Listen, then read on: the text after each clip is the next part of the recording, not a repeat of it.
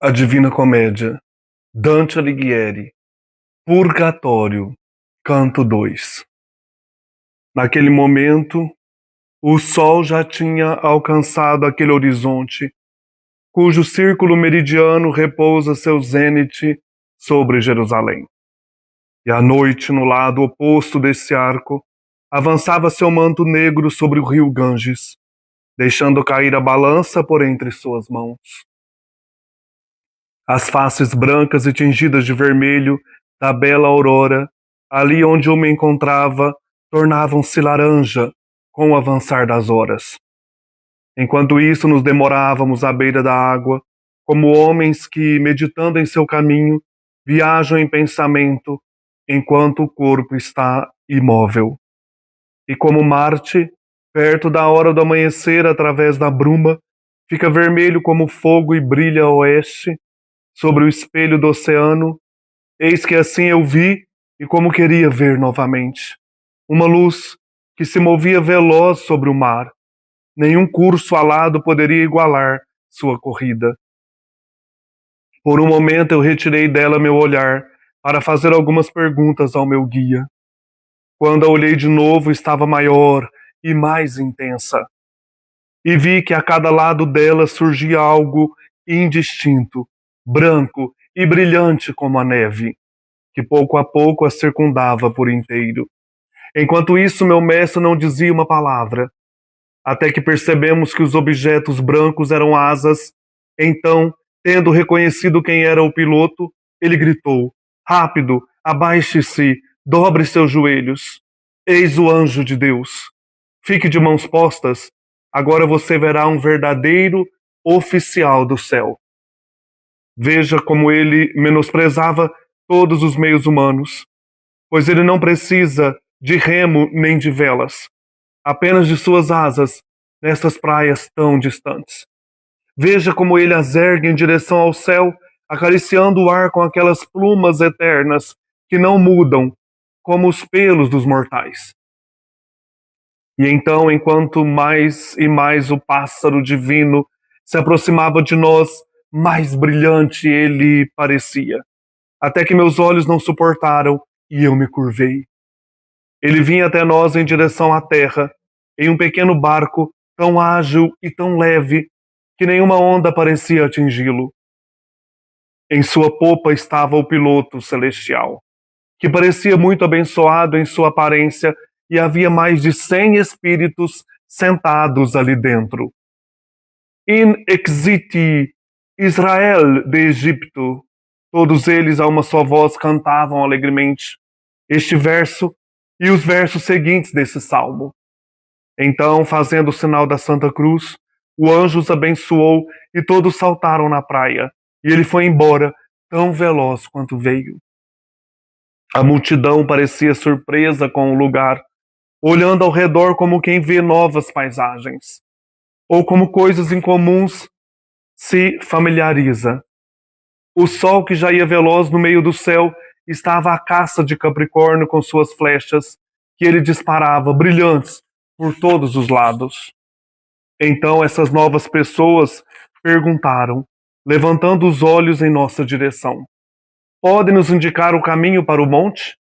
E Virgílio respondeu: "Talvez vocês acreditem que conhecemos bem este lugar, mas assim como vocês, somos peregrinos. Nós chegamos agora um pouco antes de vocês, mas viemos por outra estrada, tão acidentada e difícil, que esta subida será para nós como uma brincadeira." As almas, ao perceberem minha respiração, viram que eu ainda era um homem vivo e, em seu espanto, ficaram pálidas como a morte. E como a multidão que corre até o mensageiro, que carrega o ramo de oliveira e se aglomera à sua volta para ouvir as notícias que ele traz, assim aqueles espíritos ditosos se fixavam em mim, como se tivessem esquecido de sua missão de subirem o monte para se purificarem do pecado. Então eu vi que um dentre eles avançava, de maneira tão amorosa, para vir me abraçar, que eu, comovido, tentei fazer o mesmo. Ó sombras vãs, exceto na aparência exterior, 3 vezes minhas mãos passaram por ele, mas elas retornaram ao meu peito vazias. A surpresa logo ficou estampada em meu rosto. Por isso a sombra sorriu e retrocedeu, enquanto eu, iludido, continuava avançando. Com doces palavras, ele me fez desistir.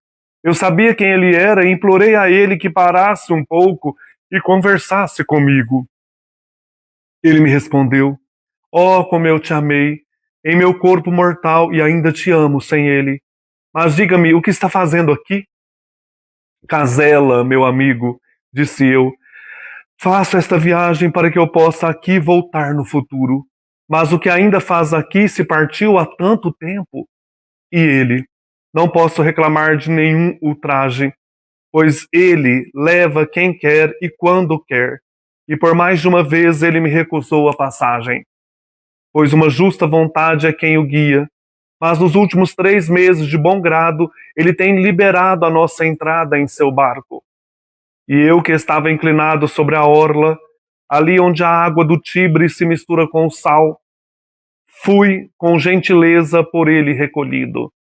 Agora mesmo ele dirige suas asas à foz daquele rio. Ali aguardam para serem recolhidas as almas que não caem às margens do Aqueronte. Então eu disse: se alguma nova lei não tiver tolhido a sua memória ou sua prática do doce canto tão amoroso que acalmava todos os meus anseios, por favor, amigo, eu peço que agora console a minha alma, que ainda está em meu corpo, e por tanto ter peregrinado está tão cansada. Amor, que nella mente mi ragiona, ele então começou tão suavemente, que essa doçura ainda ecoa em meu coração. Meu gentil mestre e todos que ali estavam ficaram tão agradecidos e tão contentes, como se nada mais ocupasse seus pensamentos. E ali ficamos absortos, ouvindo suas notas, todos nós imóveis. Mas eis que veio o grave ancião e gritou: O que é isso, seus espíritos inertes? Que negligência os impede de prosseguir? Corram para a montanha, para livrar-se das escamas que escondem de seus olhos a visão de Deus.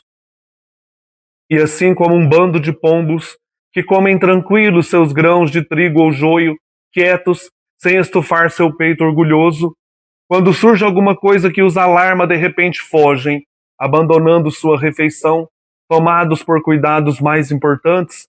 Assim eu vi aquela tropa recém-chegada abandonar o canto e correr para a montanha como alguém que corre, mas não sabe para onde, e também partimos, com passos não menos apressados. Oi, tudo bem? Eu sou o Frei Joaquim e este é o canal Herdeiros de Homero, e hoje nós estamos no canto 2 do Purgatório de Dante Alighieri. Então deixa eu acender aqui a luz da luminária para a gente comentar esse canto com vocês tão bonito, né? A gente já percebe aqui no segundo canto do Purgatório que a linguagem do Dante é amena, que os diálogos são calmos, são cheios de esperança, e aqui eles estão recebendo essa visita, entre aspas, né, do barqueiro celestial, que vem por essas águas aqui do Oceano Atlântico, partem lá da foz do Tibre, em Roma, trazendo as almas para o purgatório, para subirem o purgatório. Eles estão aqui na praia. Nós temos o antipurgatório e os 7 degraus, ou girões, ou círculos do purgatório. Então eles estão aqui, e é aqui que acontece este canto.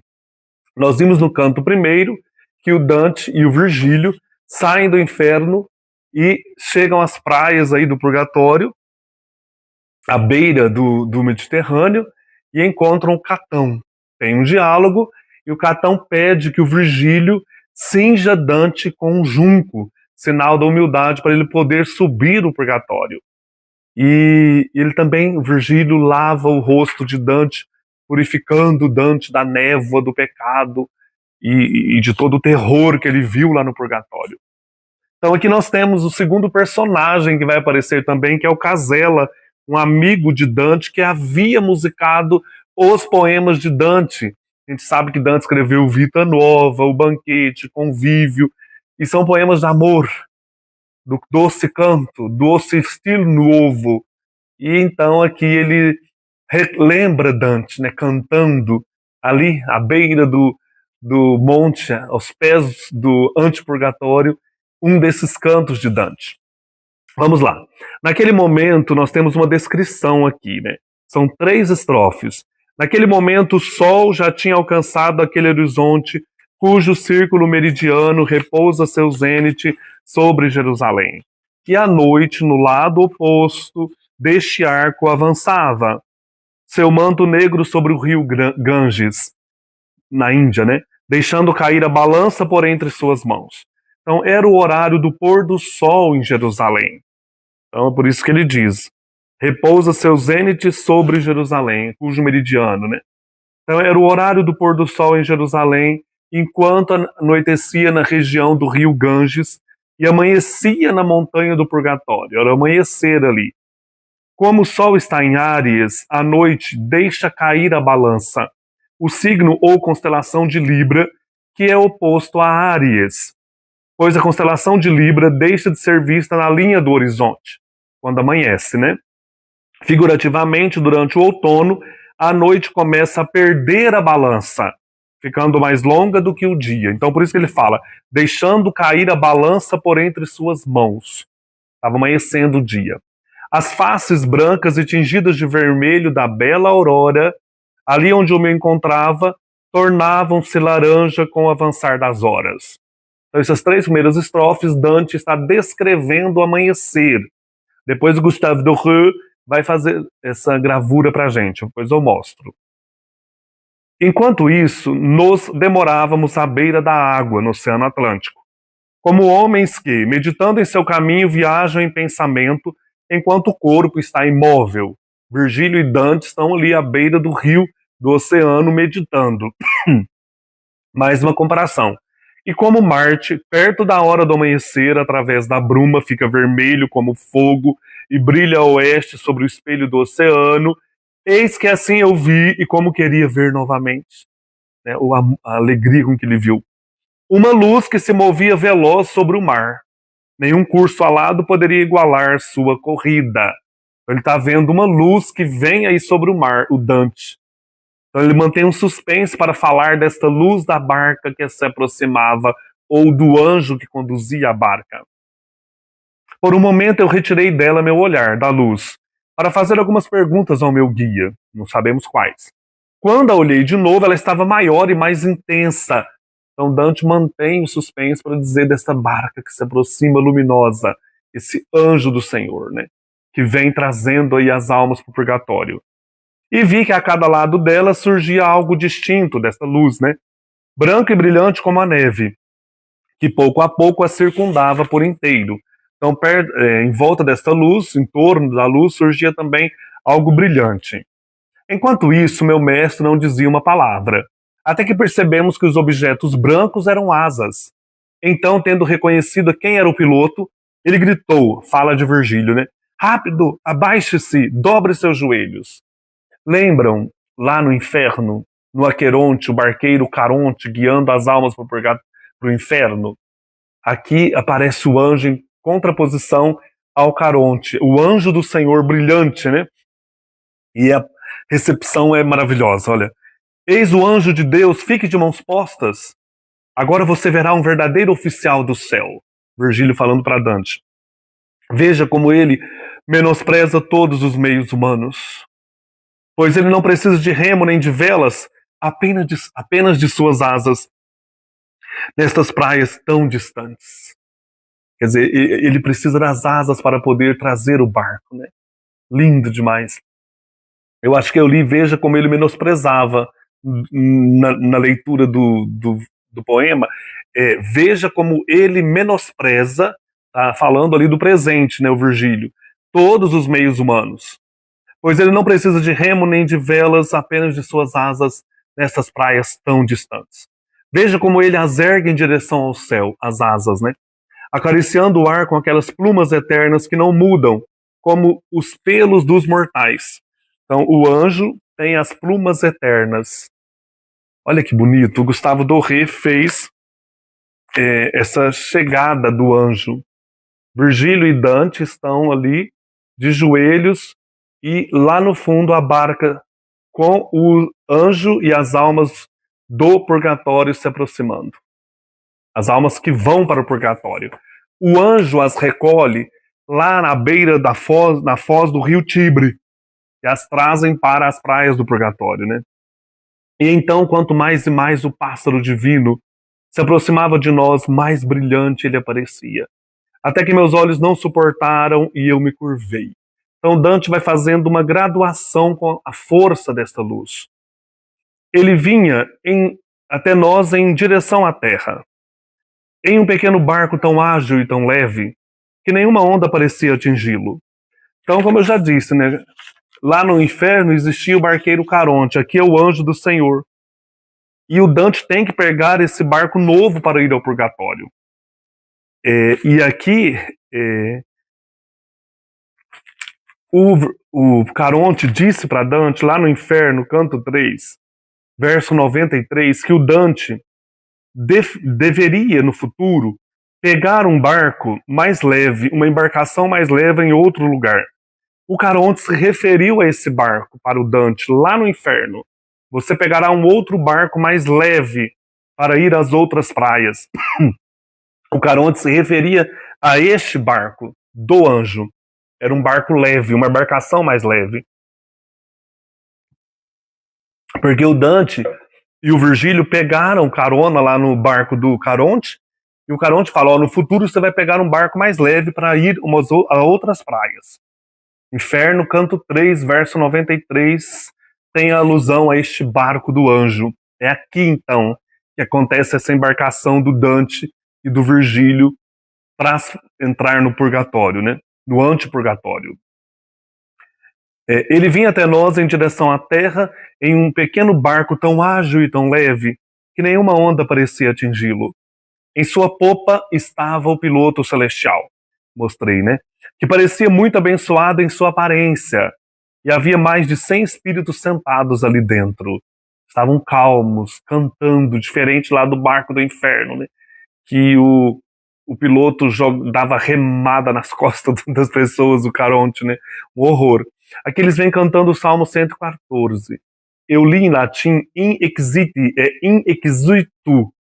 in exitu Israel del Egipto. In exitu Israel de Egipto. Quando Israel saiu do Egito, Salmo 114. Um dos mais belos salmos de Davi, né?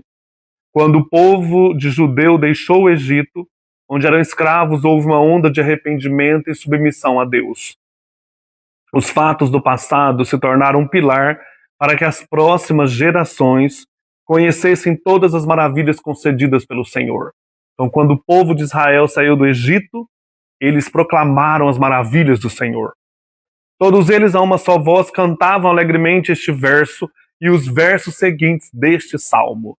Como eu falei, o Salmo 114. Então, fazendo o sinal da cruz, o anjo os abençoou e todos saltaram na praia. E ele foi embora tão veloz quanto veio. Então, o anjo chegou ali com esses navegantes, né, soltou eles ali na praia e voltou embora. Né, foi embora buscar mais gente. Mas antes os abençoou. A multidão parecia surpresa com o lugar, olhando ao redor como quem vê novas paisagens, ou com coisas incomuns se familiariza. O sol, que já ia veloz no meio do céu, estava à caça de Capricórnio com suas flechas. Olha que bonito. Que ele disparava brilhantes por todos os lados. Né? O sol já estava caçando Capricórnio, né? o signo de Capricórnio, espalhando suas flechas. Então essas novas pessoas perguntaram, levantando os olhos em nossa direção: podem nos indicar o caminho para o monte? Como subir então para o purgatório? E Virgílio respondeu: talvez vocês acreditem que conhecemos bem este lugar, mas assim como vocês, somos peregrinos. Nós chegamos agora um pouco antes de vocês, mas viemos por outra estrada tão acidentada e difícil que esta subida será para nós como uma brincadeira. Quer dizer, nós viemos por um lugar tão difícil, né, pelo inferno, vale tenebroso da sombra da morte. Passamos por lá e vocês vieram pelo rio aí, Tibre e depois o Atlântico. Nós viemos pelo inferno. Então é interessante que lá do centro do inferno, Virgílio e Dante pegam como que um túnel e chegam às praias aqui do Atlântico para depois chegarem à montanha do Purgatório, né? Então eles vieram por esse túnel subterrâneo por onde escutavam o rio Letes, tudo isso está no canto primeiro. E chegaram ali, nesta praia do Oceano Atlântico, depois vão pegar o barco aqui para também entrarem aí no Purgatório, no Antipurgatório, né? As almas, ao perceberem minha respiração, viram que eu ainda era um homem vivo. E em seu espanto ficaram pálidas como a morte, já estavam mortas, né? Então é mais calmo aqui, até um pouco engraçado, né? Estavam pálidas como a morte. E como a multidão, uma comparação, olha. E como a multidão que corre até o mensageiro, que carrega o ramo de oliveira e se aglomera à sua volta para ouvir as notícias que ele traz. Era um costume, né? A multidão se aglomerar em torno de alguém que traz uma mensagem com o ramo de oliveira. Assim, aqueles espíritos ditosos se fixavam em mim, como se tivessem esquecido de sua missão de subirem o monte para se purificarem do pecado. Eles esqueceram, porque ficaram assustados, esse homem está vivo aqui. O Dante já mostra para nós, eles estavam ali para subir o monte para se purificarem do pecado. Então eu vi que um dentre eles avançava de maneira tão amorosa para vir me abraçar, que eu, comovido, tentei fazer o mesmo. É o amigo de Dante, o Casella. Então ele vem até Dante, o Gustave Doré mostrou isso também. Não, ele não... Aqui, ainda é a barca, né? O anjo do Senhor. O Casella está aqui dentro, né? Mas o anjo já tinha ido embora quando acontece essa cena do Casella conversando com o Dante. Então Gustave Doré fez 2 pranchas para este canto, as 2 com o anjo. Então eles estão ali contemplando o Dante assustados, né? O homem está vivo. E um conheceu Dante, então ele vem até Dante para abraçá-lo e Dante também. Ó sombras vãs, exceto na aparência exterior. 3 vezes minhas mãos passaram por ele, mas elas retornaram ao meu peito vazias. A surpresa logo ficou estampada em meu rosto, por isso a sombra sorriu e retrocedeu enquanto eu, iludido, continuava avançando. Então Dante tentava abraçá-lo, né? Com doces palavras ele me fez desistir, eu sabia quem ele era e implorei a ele que parasse um pouco e conversasse comigo. Ele me respondeu: ó, como eu te amei em meu corpo mortal. E ainda te amo sem ele, mas diga-me o que está fazendo aqui? Então ele mostrou, né, o amor da amizade aqui. Casella, meu amigo, disse eu, faço esta viagem para que eu possa aqui voltar no futuro. Dante um dia estará morto também. Mas o que ainda faz aqui se partiu há tanto tempo. Então nós temos uma nota aqui, olha, Casella era um músico florentino ou pistoiense na época de Dante, final do século XIII, de quem apenas se sabe que musicou um madrigal de Lemno da Pistoia, preservado em um códice vaticano. Então que esse Casella, ele musicou um canto do Lemno da Pistoia. Ele era muito amigo de Dante e provavelmente deu melodia a muitos textos do poeta, como o citado na linha 107. Então ele deve ter musicado textos de Dante também, com certeza, né? Dante não ia colocar isso aqui do nada. Então Dante fala, mas como que você está aqui ainda? Você partiu há tanto tempo. E ele, o Casella, vai ter uma longa fala, olha, não posso reclamar de nenhum ultraje, pois ele, né, o anjo, leva quem quer e quando quer. E por mais de uma vez ele me recusou a passagem, né, o anjo, pois uma justa vontade é quem o guia, mas nos últimos 3 meses de bom grado ele tem liberado a nossa entrada em seu barco. Tem uma nota. Esses foram os primeiros 3 meses do ano de 1300, o ano do jubileu em Florença. As orações se intensificaram e as almas destinadas ao purgatório puderam receber indulgência. Então, o Casella fala, né, nos últimos 3 meses muitas almas foram liberadas, inclusive eu. São resultados aí das orações feitas no jubileu de 1300 em Florença, jubileu do cristianismo, né? As orações pelas almas do purgatório. Dante está trazendo aqui um preceito católico, né? E esse Casella foi libertado pelas orações. Então ele continua, olha. E eu que estava inclinado sobre a orla do rio, né, ali onde a água do Tibre se mistura com o sal, fui com gentileza por ele recolhido. A orla marítima de Óstia, na foz do rio Tibre, onde as almas destinadas à salvação são recolhidas pelo barqueiro celestial. O significado alegórico da localização parece evidente. Em contraste com o Aqueronte, o rio dos condenados, o Tibre indica claramente Roma como centro do cristianismo. Então é lá de Roma que as almas partem para o purgatório. Roma que é o centro do cristianismo. Diferente do Aqueronte, o rio infernal, que leva as almas para o inferno, né? Aqui o Tibre, lá na foz do Tibre, no porto de Ostia, as almas são destinadas ao purgatório. Lembrando, então, Roma como centro do cristianismo e da salvação, né? Onde está a igreja ali. Agora mesmo ele dirige suas asas, o anjo, né? À foz daquele rio. Ali aguardam para serem recolhidas as almas que não caem às margens do Aqueronte. Então o canto inteiro está fazendo um contraponto ao Aqueronte, ao barqueiro Caronte. Aqui mostrando o Tibre como o rio que leva as almas para o purgatório e o anjo do Senhor. Então eu disse, Dante, né? Se alguma nova lei não tiver tolhido a sua memória, ou sua prática do doce canto, tão amoroso, dolce canto, que acalmava todos os meus anseios, por favor, amigo, eu peço que agora console a minha alma, que ainda está em meu corpo, e por tanto ter peregrinado está tão cansada, né? Dante, no presente do texto, está cansado do exílio, né?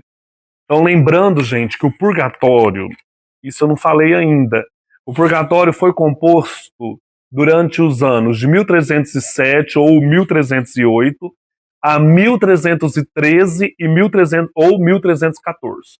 Então vamos colocar 1307 a 1314 ou 1313. Então 1307 já tinha acabado o inferno, então ele começa o purgatório e vai até os anos 1314. Está sempre no exílio, né? A Divina Comédia inteira foi escrita no exílio. Então, de 1307 para frente, até 1313, 1314, Dante está compondo o Purgatório. Então, ele está cansado no presente do poema, né? E ele fala: cante de novo para mim, meu amigo, para descansar a minha alma tão torturada. E aí o amor, o amigo começa, né? Amor, que nella mente mi ragiona. Então, esse aqui é o primeiro verso da segunda canção do Convívio, que é um texto de Dante, do próprio Dante Alighieri, né? Amor que fala comigo em minha mente, amor que nella mente mia ragiona. Fala comigo, amor em minha mente. Trata-se aparentemente de um poema de amor, mas a mulher amada da canção é uma personificação da filosofia. E depois que a Beatriz, a amada de Dante, morre com apenas 24 anos, Dante, para se consolar, volta para a filosofia. É o estudo ao qual Dante se dedicou para encontrar consolo após a morte da sua amada Beatriz. Então talvez essa mulher amada aqui seja a filosofia. Amor, que é nella mente mi ragiona, é um dos cantos aí da obra Convívio de Dante. Amor que fala comigo em minha mente, a filosofia. Ele então começou tão suavemente que essa doçura ainda ecoa em meu coração. Aí o Casella começou a cantar este poema de Dante. Meu gentil mestre Virgílio e todos que ali estavam ficaram tão agradecidos e tão contentes, como se nada mais ocupasse seus pensamentos. Eles ficaram saboreando aquele cântico tão bonito. Então tudo aqui no purgatório é mais calmo do que lá no inferno, né? Ouvindo os cânticos bonitos aí do Casella, né? Que era um dos Dante que ele tinha musicado. E ali ficamos absortos ouvindo suas notas, todos nós imóveis, extasiados, né? Mas eis que veio o grave ancião. Quem é, né? É o Catão de Útica, o guardião do purgatório do canto 1, que fica ali mandando as almas se apressarem para o purgatório, né? Ele gritou e gritou: o que é isso? O que é isso, seus espíritos inertes? Que negligência os impede de prosseguir? Corram para a montanha para livrar-se das escamas que escondem de seus olhos a visão de Deus. Lembrando aquela questão de Paulo, né? Eu lembrei aqui. Paulo ficou 3 dias cego quando ele entrou em Damasco. depois que ele vê a luz ao meio-dia, né, Cristo ressuscitado, ele fica cego. Depois o Ananias vai lá por mandato de Jesus e ao batizar Paulo ou Saulo, as escamas caem de seus olhos. Então o Catão diz, corram para a montanha, né, subam para o céu, para o purgatório, para livrar-se das escamas, da escuridão, que escondem de seus olhos a visão de Deus, do pecado, né? Tirado dos olhos essa escama. E assim como um bando de pombos que comem tranquilos seus grãos de trigo ou joio, quietos, sem estufar seu peito orgulhoso, quando surge alguma coisa que os alarma, de repente fogem abandonando sua refeição, tomados por cuidados mais importantes. Assim eu vi aquela tropa recém-chegada abandonar o canto e correr para a montanha, como alguém que corre, mas não sabe para onde. E também partimos com passos não menos apressados. Então Dante e o Virgílio também correm para subirem a montanha do purgatório. Eles vão começar aí essa peregrinação pelo antipurgatório, que estará no canto 3 do Purgatório, Divina Comédia, Dante Alighieri. Então é isso, um abraço e até mais.